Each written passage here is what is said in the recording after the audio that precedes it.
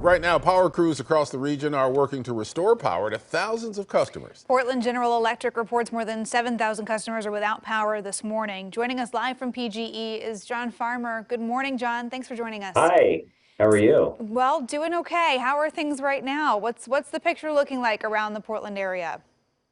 Well, right now we have just like you said, we've got just over 7,000 outages right now, and we have almost 400 personnel on the ground right now addressing those outages. We had about 375 yesterday, so we're taking this very seriously. We're tackling each outage as it comes, and our crews are working as quickly as safety allows. And I do want to emphasize the safety point. Something to share that if anybody sees a power line on the ground, please assume it's live and do not go near it and give us a call so we can go address that. Are there any areas of the city of the Portland metro area that are more affected, or is this pretty scattered? We've seen it pretty scattered right now, but obviously on the east side where the gorge is, you get those higher winds.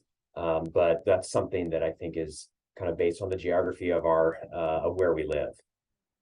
What are we seeing in terms of why power has been disrupted? I would imagine it's mainly trees and branches coming down on lines, but what are your crews seeing out there? Yeah, wind is the culprit this time.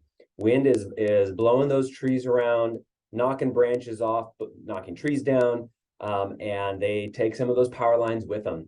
Again, that's why I reiterate that the comment earlier about staying away from down lines. Yeah, I noticed that yesterday we were saying that there were about 7,000 customers without power. We're saying about the same thing today. Are these the same customers, or has there been some rolling outage?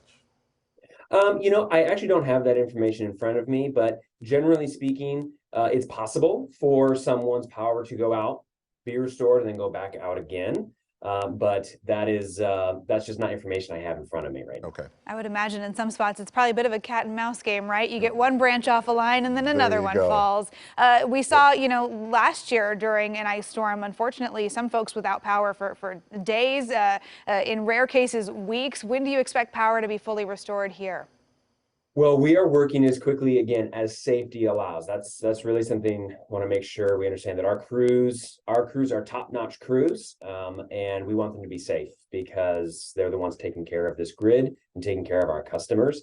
In terms of restoration times, it's important to remember that we prioritize the way we restore power.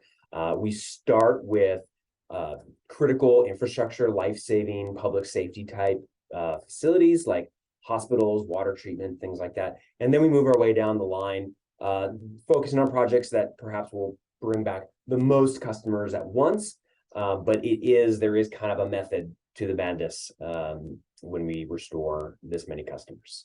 From a customer standpoint, if your power is out, what advice would you have for people, just to preserve the things that run on power? Yeah, so we've asked people to put together an outage kit, and if you didn't have time to do that, that's okay. There are tips and tricks that you can do on our website. If you go to portlandgeneral.com, there's a lot of options on ways, if it's cold and your power is out, which, by the way, we understand that it's tough to be without power regardless of the time of year, and especially when this weather is so cold. So things like tacking blankets over your windows or rolling up blankets and towels and putting them along your doors, pulling out that Christmas sweater, wearing that around the house. There are a lot of things that people can do to stay warm when the power's out, when it's this cold. Yeah, I was surprised just remembering to close the curtains last night before I went to bed. Yeah. What a big difference that made for the place staying warm. So some good advice there, John. Thanks to you and your crews who are out there working in the cold right now. We appreciate it. Be safe. All right. Thank you. And